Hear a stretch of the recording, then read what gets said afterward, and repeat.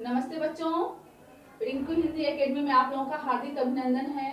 बच्चों, आज मैं आप लोगों के लिए टॉपिक लेके आई हूँ जिसका नाम है मानक भाषा। मानक भाषा आपके भाषा के प्रकार का पांचवा रूप है, पांचवा प्रकार है जो मैं आप लोगों को समझाने जा रही हूँ। ये मानक भाषा थोड़ा कठिन है समझना, फिर भी मैं उम्मीद करती हूँ कि मैं आप लोगों को बहुत ही सरल तरीके से समझाऊँ। तो बच्चों, आप लोगों को वीडियो पसंद हो तो इसको लाइक कर देना, चैनल को सब्सक्राइब कर देना और अपने फ्रेंडों से शेयर करना। बच्चों, मानक भाषा की परिभाषा और मानक भाषा का क्या अर्थ है ये मैं आप लोगों को समझाने जा रही हूँ। तो अब हम शुरू करते हैं। बच्चों, भाषा जो है जब विकास की प्रक्रिया से गुजरती है, यानी जब विकास के चरमोत्कर्ष पे होती है, बहुत ऊंचाई पर होती है, तब क्या होता है, उसे कई कठिनाइयों का सामना करना पड़ता है। क्योंकि जब वो विकास की प्रक्रिया से गुजरती है तो क्या होता है, इस भाषा पे बोली और उपभाषाओं का काफी प्रभाव पड़ता है। समझ गए? बोली का मतलब होता है प्रांतीय क्षेत्रों में जो सामान्य भाषा लोग प्रयोग करते हैं वो होता है बोली। समझ गए? तो बोली और उपभाषा, उपभाषा जो होता है बोली का थोड़ा उच्च स्तर होता है। बोली जब थोड़ा ज्यादा विकसित हो जाती है तो उपभाषा बन जाती है। समझ गए ना? तो जब हमारी हिंदी जो है वो इसका क्षेत्र बहुत ही विस्तृत है। क्या है? हमारी हिंदी भाषा का क्षेत्र जो है बहुत ही विस्तृत है। इस वजह से हमारी इस हिंदी भाषा पे बोली और उपभाषाओं का प्रभाव बहुत ज्यादा पड़ा है। समझ गए? तो इस प्रभाव के कारण है कुछ वर्ण और कुछ एक शब्द जो है इसने अपना मानक रूप के अलावा कोई दूसरा रूप धारण कर लिया है। समझ गए? एक ही वर्ण के दो तरीके के प्रतीक हो गए हैं, एक ही शब्द के दो तरीके का प्रतीक हो गया है। समझ गए? तो इसको दूर करने के लिए हमको समझना ये कठिन हो जाता है हमें कि कौन सा शब्द या वर्ण शुद्ध है और कौन सा अशुद्ध है। अशुद्ध को कहते हैं अमानक रूप, समझ गए, और शुद्ध को कहते हैं मानक रूप। तो इसका निश्चय हम कैसे करेंगे कि इसमें अमानक कौन सा है, मानक का कौन सा है, यानी कि शुद्ध शब्द या वर्ण कौन सा है और अशुद्ध शुद्ध शब्द और वर्ण कौन सा है।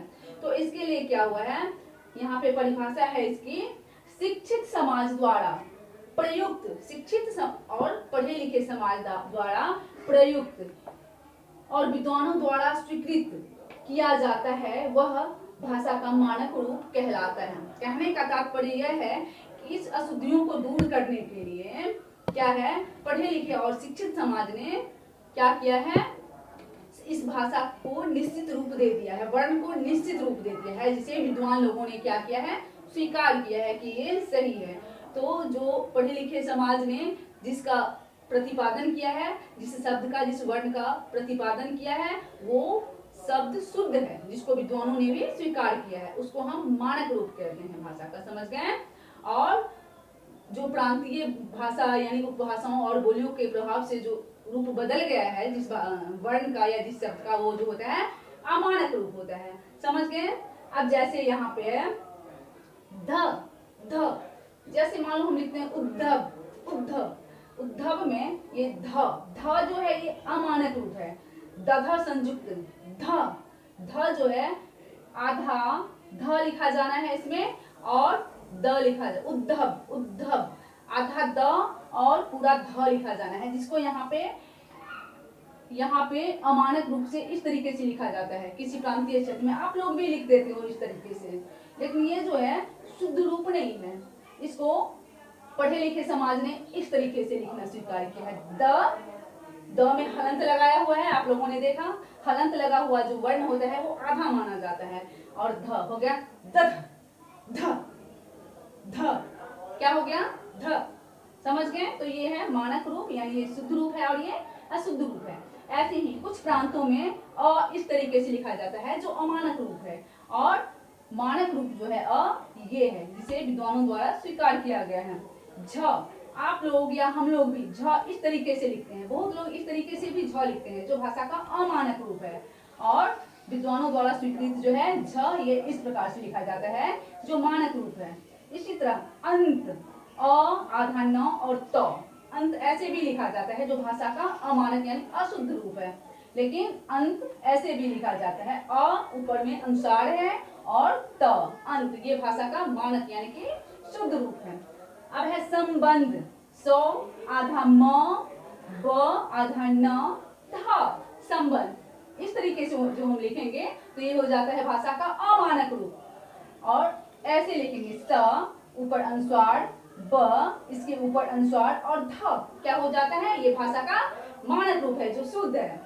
आगे है नए, न य ए की मात्रा। यहाँ पे नए जो है ये भाषा का अमानक रूप है और यहाँ पे है नए, न ए, ये भाषा का मानक रूप है। यहाँ पे आई, आई जो है कुछ लोग ऐसे भी लिखते हैं, आ ई, आई ऐसे भी लिखते हैं, ये भाषा का अमानक रूप है। और ये जो है भाषा का मानक रूप है, आई। समझ गए? तो लिखने में इस तरीके का मिस्टेक प्रॉपर तरीके से बहुत लोग कर लेते हैं जो अशुद्ध रूप होता है। समझ गए? तो विद्वानों ने जो सही तरीके से लिखा है वो इस तरीके से है, मानक रूप ये हुआ और अमानक रूप ये हुआ। तो यही अमानक रूप हम आप लोगों को मैं समझाने के लिए जा रही हूँ, आप लोग ध्यान से सुनना। मानक भाषा का अभिप्राय है, यानी कि मानक भाषा का मतलब क्या है? मानक भाषा का मतलब है आदर्श, श्रेष्ठ अथवा प्रतिष्ठित भाषा का जो रूप भाषा के प्रयोक्ताओं के अलावा अन्य भाषा भाषियों के लिए आदर्श होता है, जिसके माध्यम से वह उस भाषा को सीखते हैं। समझ गए? कहने का मतलब ये हुआ कि मानक भाषा का मतलब जो है, मानक भाषा का मतलब है श्रेष्ठ, यानी कि जो भाषा श्रेष्ठ हो जाती है, मतलब व्याकरण से की शुद्धता को परिपूर्णता लिए हुए जिस भाषा को मान्यता प्रदान किया गया है, स्वीकार किया गया है विद्वानों द्वारा और शिक्षित समाज द्वारा, वो जो है जिसको अन्य भाषा के लोग, अन्य प्रांतीय लोग जो दूसरी भाषा बोलते हैं अपने प्रांत में, लेकिन फिर भी अपनी भाषा से भी, प्रांतीय भाषा से भी श्रेष्ठ और आदर्श इस भाषा को माना है। समझ गए? इस भाषा को महत्व दिया है। तो इस तरीके से ये जो है मानक भाषा बन गई है और इसी प्रतीक के माध्यम से ये लोग जो है इन भाषाओं को, मानक भाषाओं को शुद्ध रूप से सीखते हैं। समझ गए? तो जिसके माध्यम से वह उस भाषा को सीखते हैं, मतलब इस प्रतीक के माध्यम से क्या करते हैं, इस भाषा को, शुद्ध भाषा को, आदर्श भाषा को लोग सीखते हैं। समझ गए? अब आगे है काम काज एवं सामाजिक सांस्कृतिक आदान प्रदान में समान स्तर पर जिसका व्यवहार होता है उसे भाषा का मानक रूप कहते हैं। यानी कि मानक रूप का जो है वो प्रशासन के तौर पे, शिक्षा के तौर पे, व्यापार के तौर पे, हर जगह पे शुद्ध रूप यानी कि मानक रूप का ही व्यवहार किया जाता है, मानक रूप का ही प्रयोग किया जाता है। समझ गए? अब है मानक भाषा देश का तथा राज्य की प्रतिनिधि तथा आदर्श भाषा होती है। मानक भाषा जो होती है देश तथा और राज्य की क्या है, प्रतिनिधि यानी कि लीडर होती है। जितने भी भाषाएं होती हैं उन सभी भाषाओं की लीडर होती है, आदर्श भाषा होती है। मानकीकरण के 3 सोपान हैं। समझ गए बच्चों? मानकीकरण जो होती है, भाषा जो मानक भाषा का रूप ग्रहण करती है तो इसके लिए उसे 3 प्रक्रिया से गुजरना पड़ता है। पहला है बोली, दूसरे नंबर पे है भाषा और तीसरे नंबर पे है मानक भाषा। मानक भाषा को हम अंग्रेजी में स्टैंडर्ड लैंग्वेज भी कहते हैं। समझ गए? अब मैं मानक भाषा की परिभाषा बता रही हूँ। मानकीकरण की परिभाषा, किसी भाषा का बोलचाल के स्तर से ऊपर उठकर मानक रूप ग्रहण करना उसका मानकीकरण कहलाता है। किसी भाषा यानी कि बोली जो है, हमारी प्रांतीय भाषा जो बोली है, जो किसी क्षेत्र विशेष में बोली जाती है, ग्रामीण क्षेत्र में इसको ठेठ भाषा भी बोला जाता है। जब पढ़े लिखे लोग इसको अपने तरीके से शुद्ध रूप देते हैं, स्टैंडर्ड भाषा का यूज करते हैं, तब ये अपनी बोली, अपने स्तर जो है इससे क्या होता है, ऊपर उठ जाता है। ये अपने स्तर से क्या होता है, ऊपर उठ जाता है। तब भाषा का क्या हो जाता है, मानकीकरण हो जाता है। समझ गए? इसका पहला सोपान, जैसा कि मैंने आपको समझाया है, पहला सोपान है बोली। समझ गए? प्रथम सोपान बोली। बोली जो है पहले स्तर पर बोली जाने वाली भाषा का रूप होता है। बोली जो होती है, जो हम भाषा बोलते हैं, वो सबसे पहले स्तर पर हम जिस भाषा का प्रयोग करते हैं अपने ग्रामीण क्षेत्र में, अपने घर परिवार में, किसी क्षेत्र विशेष में, वो क्या होती है, बोली होती है, जो हमारी भाषा का प्रथम सोपान है, पहले स्तर पर बोली जाने वाली भाषा है। कैसी भाषा है?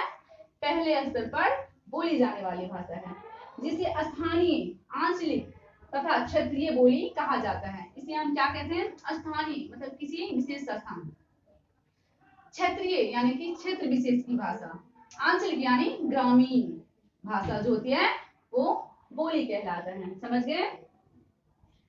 इसका शब्द भंडार जो होता है सीमित होता है। बोली का शब्द भंडार जो होता है सीमित होता है। जैसा कि आप लोगों को पता है कि क्षेत्रीय भाषा जो होती है मतलब हर क्षेत्र की अपनी अपनी भाषा बदल जाती है, तो इसका शब्द भंडार जो है वो सीमित होता है, राष्ट्र स्तर पर नहीं होता है। उसकी बोली की जो भाषा होती है, शब्द भंडार जो होती है वो सीमित होती है। समझ गए? इसका नियमित व्याकरण नहीं होता। बोली जो होता है सामान्य बोलचाल की भाषा जो होती है, ग्रामीण क्षेत्र की जो भाषा होती है बोली, उसका नियमित रूप से व्याकरण नहीं होता है। व्याकरण का शुद्धिकरण लिए हुए ये भाषा नहीं होती है। समझ गए? इसलिए इसे ये बोली जो है, इस भाषा को हम शिक्षा, साहित्य तथा प्रशासन के माध्यम नहीं बनाया जा सकता। बोली को शिक्षा, साहित्य तथा प्रशासन का माध्यम नहीं बनाया। तो बच्चों, अब द्वितीय सोपान जो है भाषा, मानक भाषा का द्वितीय मानकीकरण का द्वितीय सोपान जो है वो है भाषा। बोली कुछ विशेष भौगोलिक, सामाजिक, सांस्कृतिक, राजनैतिक तथा प्रशासनिक कारणों के कारण क्या होता है, उसका विस्तार होने लगता है, वो विकसित होने लगती है। बोली जो है व्यापारिक, सांस्कृतिक, सामाजिक, राजनैतिक, प्रशासनिक आदि कारणों से, कुछ कारणों से क्या होता है, बोली का विस्तार होने लगता है। समझ गए? और जब बोली का विस्तार होने लगता है तो वो धीरे धीरे व्याकरणिक यानी व्याकरण के सांचे में ढलने लगता है। समझ गए? उसका पत्राचार, शिक्षा, व्यापार, प्रशासन आदि में प्रयोग होने लगता है। तब बोली बोली न रहकर भाषा की संज्ञा प्राप्त कर लेती है। समझ गए? हाँ, तो बच्चों, भाषा का तृतीय सोपान, अब मैं आपको समझा रही हूँ भाषा की जो तृतीय प्रक्रिया होती है जिसे वो मानक रूप धारण करती है। तो भाषा का तृतीय सोपान में है जब भाषा का प्रयोग क्षेत्र अत्यधिक विस्तृत हो जाता है। क्या हो जाता है? अत्यधिक विस्तृत हो जाता है, यानी कि उसका विस्तार बहुत ज्यादा हो जाता है। समझ गए? तब वह क्या होती है, एक आदर्श भाषा बन जाती है, एक आदर्श रूप ग्रहण कर लेती है। समझ गए? उसकी अपनी शैक्षणिक, व्यापारिक, साहित्यिक, शास्त्रीय, तकनीकी तथा कानूनी शब्दावली होती है। समझ गए? ऐसी स्थिति में जाकर भाषा मानक भाषा बन जाती है। समझ गए बच्चों? जब हर तरीके से मानक भाषा को मान्यता प्रदान हो जाती है कि वो ऐसी स्थिति में पहुंच जाती है कि वह एक आदर्श भाषा का रूप धारण ग्रहण कर लेती है, जिसको सभी मानते हैं और जिसका प्रयोग शिक्षा के विभाग में, व्यापार के विभाग में, साहित्य के विभाग में, शास्त्रीय गानों के विभाग में, तकनीक विभाग में, कानूनी विभाग में तथा प्रशासनिक विभाग में जिसका प्रयोग होने लगता है, तब ये क्या होता है, ये ऐसी स्थिति में जाकर मानक भाषा बन जाती है। तो मानक भाषा जो मैंने आप लोगों को समझाया बच्चों, ये आप लोगों को समझ में आया होगा अच्छे से। तो आप वीडियो को सपोर्ट करना, लाइक करना, वीडियो को लाइक करना, चैनल को सपोर्ट करना और सब्सक्राइब करना। समझ गए? गुड बाय बच्चों।